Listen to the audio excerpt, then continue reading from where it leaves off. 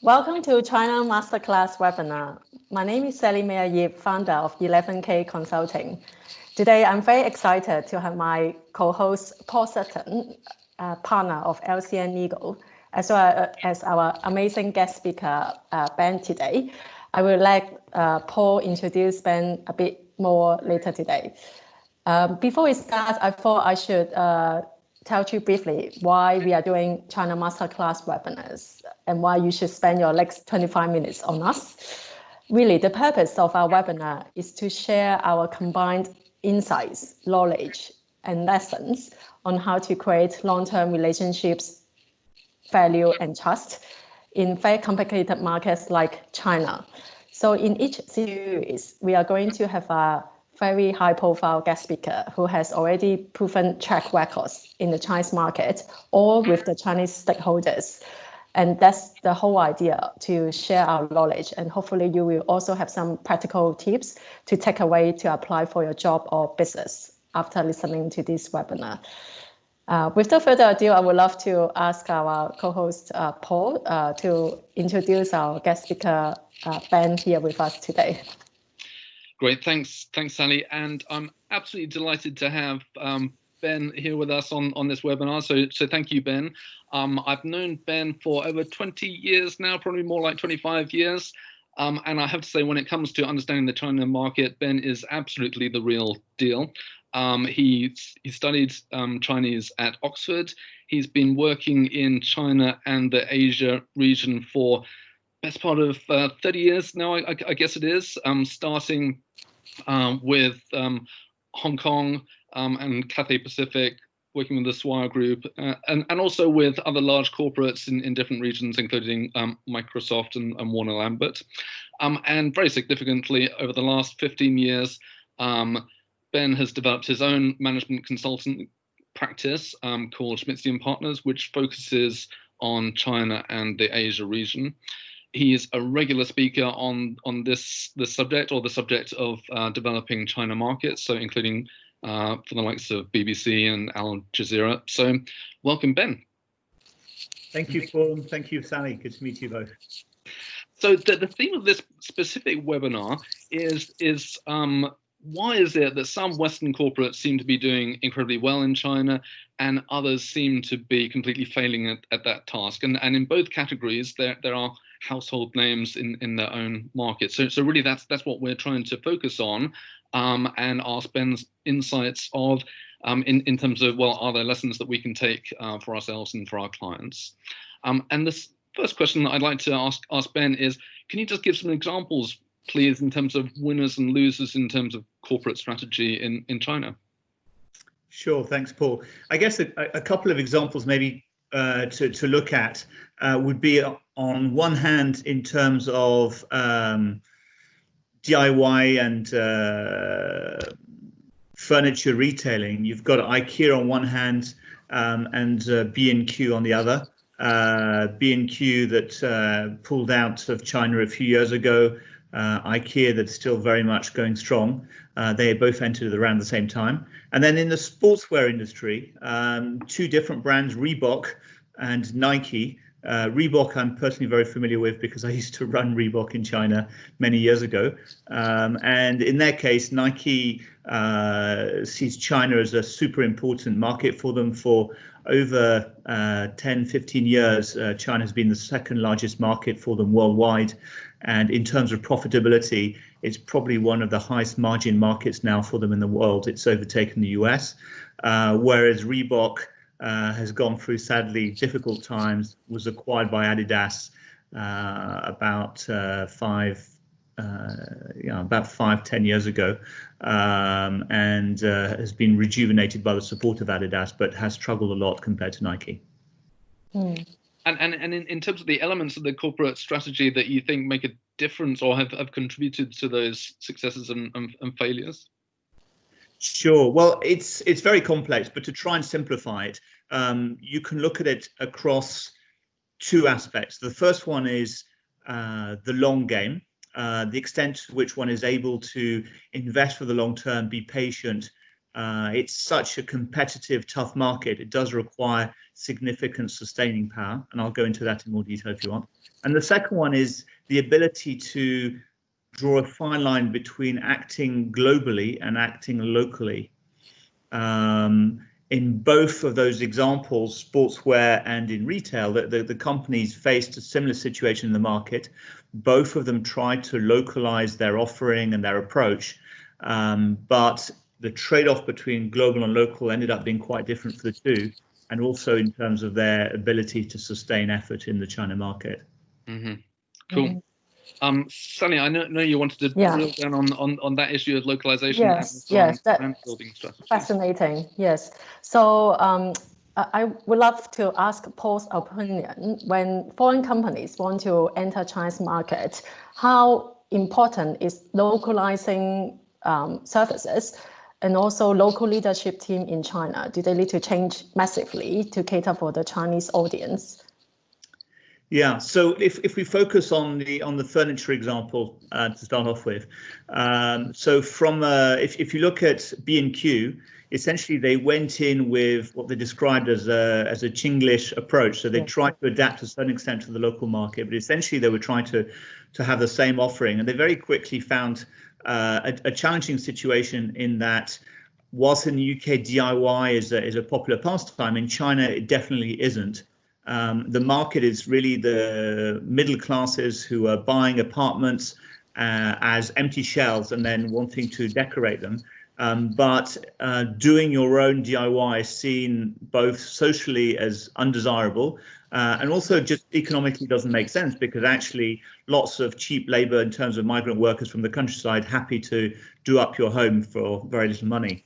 And so they repositioned themselves so that they were essentially enabling you to do up your apartment by providing in-store design services. You would go in with your family and an interior decorator would help you to design your store on a computer, and then would bring in contractors to do the work for you, as long as about 80% or more of the products were from B&Q.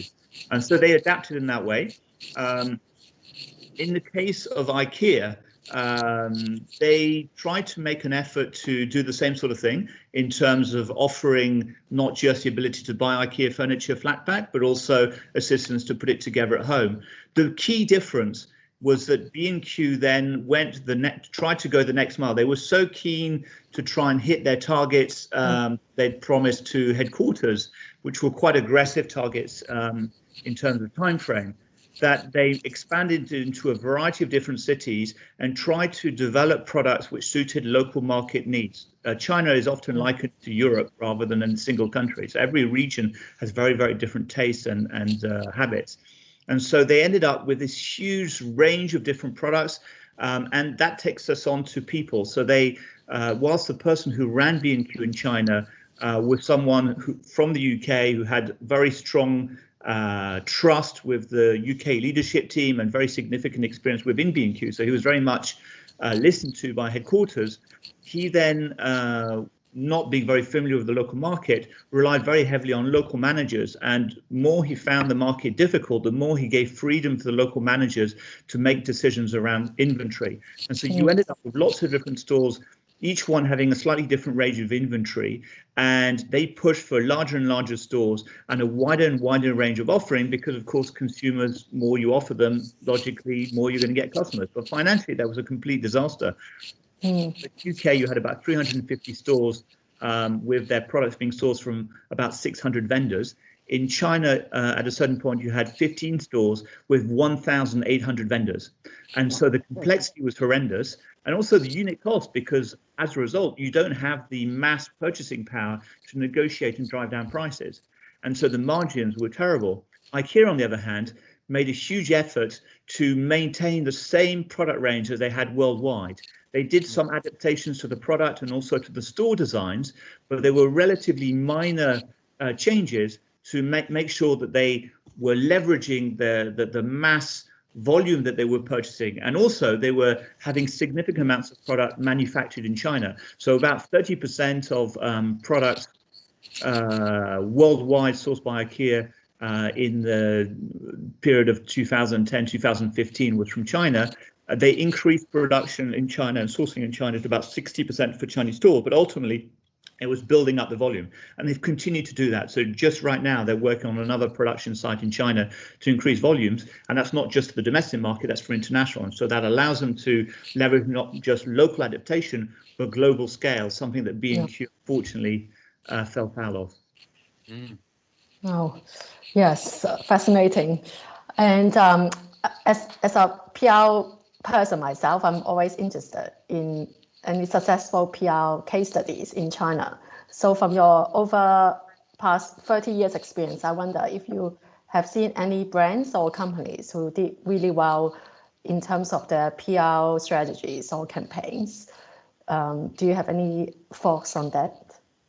Sure. I'm unlike yourself, I'm not a PR expert, but I'll give you some examples which are marketing rather than perhaps pure PR. One very recent to do with the coronavirus, and one a little bit older. So a little bit older, if you, again, staying with the example of B&Q and IKEA, one of the problems that IKEA found was that a large number of consumers, particularly in Beijing, seemed to be spending a huge amount of time in their stores. And they went to investigate and found a lot of people were in summer benefiting from the air conditioning and in winter the heating in the stores. And also you had all these beds there. So why not have a nap at lunchtime? Initially, the international managers were quite alarmed at this and wanted to try and stop it. And there was a lot of debate in social media in China about whether this was appropriate or not, etc. In the end, IKEA decided rather than try and force people off the beds, completely the opposite. They laid on extra beds and said, you know what, this is proof that Chinese consumers really love the quality of our furnishings. Nice. And ended up being a fantastic PR win for IKEA. More recently, looking at the Nike Reebok example that we didn't really talk about so much, very interesting. During the virus, of course, China was the first country to be hit by the virus. And what Nike did was the general manager for Nike China very, very quickly switched effort from the retail stores, which were very quickly shut down, to online activity, not just pushing online sales, but actually promoting their training and fitness app. People were stuck at home, they needed some kind of exercise, they couldn't get out to do that exercise.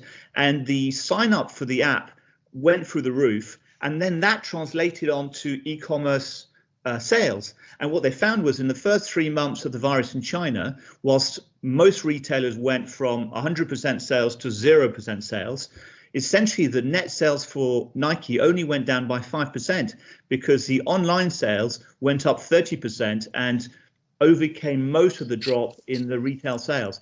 And that's something that they've adapted and they're now rolling out internationally. So they've started to apply to the US and Europe, etc. And they're using China as a bellwether and as a testing lab, since that's now coming out of the virus, to then apply those learnings to the rest of the world.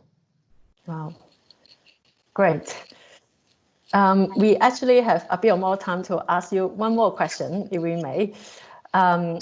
I wonder, as a British, and also I know you have a bit of French blood and German as well, quite international, and you have worked and lived in China and Hong Kong, different parts of Asia for 20 years or more.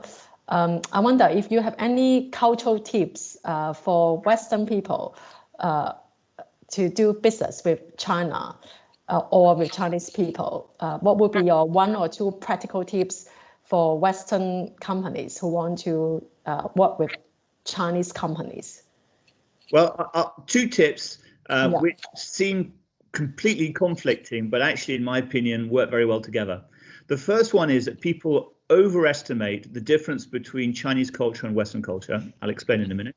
On the other hand, it's super important, of course, to build up a local team of people that really understand the culture and the market and work with them. So first example, in terms of the overemphasizing the differences. Many years ago, when I started providing consulting services, a lot of clients who were new to the Chinese market, so coming from overseas, would be saying, well, of course, China is such a difficult market culturally because we can't never understand what people say there, be they customers or suppliers or distributors. They always say yes, even if they mean no, they always say yes. So we've got no idea what they're talking about. And I thought about it for a while and I spoke to a few friends and I came back to a British client and said, well, actually, Chinese consumers and Chinese partners are just like the Brits. Why are they not saying no? Well, because they don't want to offend you. So in Britain, for example, if you say, what do you think of my idea? And they say, well, that's an interesting idea. They don't mean it's interesting. They disagree with it, but they're not going to tell you. It's exactly the same in China. Yeah. So actually, I think sometimes people exaggerate the differences. But having said that, of course, there are important differences, not just culturally, but also in terms of just general way in which people live, such as the business examples we've talked about. So of course, it's very important to be able, to a certain extent, to adapt to the local market and the offering. And as a foreigner, regardless of whether you spend 0 or in my case 30 years in the region, you will never be able to substitute the local expertise and local sensitivity. And so whilst it's important not to completely give over and try and become a copy of a local Chinese business, it's very important to build up a trusted team that's be able to update you on what is working and what is not working, etc., and to merge the two ways of management. So a completely Western style of management doesn't work, but on the other hand, adapting a total Chinese way of management doesn't work either. For starters, Chinese employees often are very keen to work for a Western firm because they want to experience Western management and want to avoid some of the downsides of typical Chinese management. And of course, I don't mean to be completely negative about Chinese management, but there's a stereotype of a Chinese entrepreneur-owned business, which is not always desirable for a Chinese employee. Yeah, excellent. I think I have covered my questions, unless Paul has. Yeah, no, actually, I just really like to go back to the Nike example of that whole issue that you discussed about the balance between localization and non-localization, and Nike's approach for that, including educating or immersing the international leadership in China as a market. Could you just talk about that for a bit, please? Yeah, thanks for prompting that, Paul.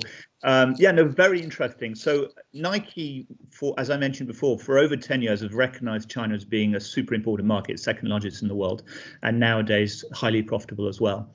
And if you compare them to Reebok, actually, their approach to human resources and culturalization, as it were, for the domestic market has been very different. So whilst Reebok actually went a much more local route in that they appointed local distributors who were responsible for running their business in China, Nike went a direct route, like all over the world, and so they owned their Chinese business, and they sent initially overseas Chinese, mostly from the US, to run the business. Over time, what they did was they built up a local, highly talented junior team that they skilled up and gradually promote them as they gained experience. But on top of that, they introduced more than 10 years ago a policy whereby if you're deemed to be a high performer, not Nike China, but Nike globally, including the US, it's mandatory that you spend a certain number of years in China, their second largest market worldwide. And therefore, the senior management team in Nike China is still a combination of domestic Chinese as well as international management. But all of them, be they Chinese or international, have the opportunity to be rotated around the world, and they're putting through some of their top worldwide talent. Not only that, but a certain percentage of global board meetings and senior management meetings are mandatory to be held in China. And so it means that the whole of the Nike organization gets much closer to the Chinese market. And rather than the domestic Chinese market constantly having to fight for airtime to convince headquarters about the differences of the Chinese market, Nike gets China because the vast majority of the senior Nike people have worked in China for a number of years, regardless of whether they're Chinese or not. And that, of course, is not something that all companies can replicate, but it's a pretty impressive approach, which has led to great results.